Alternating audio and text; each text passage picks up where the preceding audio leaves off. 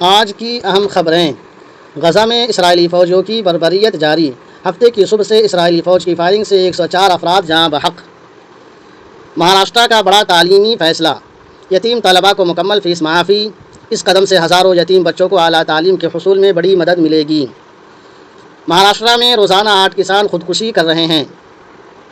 Los Angeles سے خبر ہے، اڑان بھرنے کے بعد طیارے کے انجن میں آگ لگی، ڈیلٹا فلائٹ کی ایمرجنسی لینڈنگ، 300 لوگوں کی جان بچی۔ مندر مسجد تنازعات کی سماعت پر لگائی گئی عبوری پابندی ہٹائی جائے، ہندو فریق کی سپریم کورٹ سے درخواست۔ اتراکھنڈ سے خبر ہے، ہندو انتظامیہ نے فرضی مسلم طلباء کے نام پر اقلیتی اسکالرشپ کی رقم بٹور لی گئی۔ کاوڑ یاترا میں ترشول، ہاکی اسٹک اور لاٹھی ڈنڈوں کے ساتھ چلنے پر پابندی عائد۔ یہ پابندیاں مظفر نگر، شاملی، باغپت، بلند شہر، ہاپوڑ اور سہارنپور اضلاع میں نافذ کی گئی ہیں۔ NCERT کی نئی کتاب سے رضیہ سلطان اور نور جہاں کو بھی ہٹایا گیا۔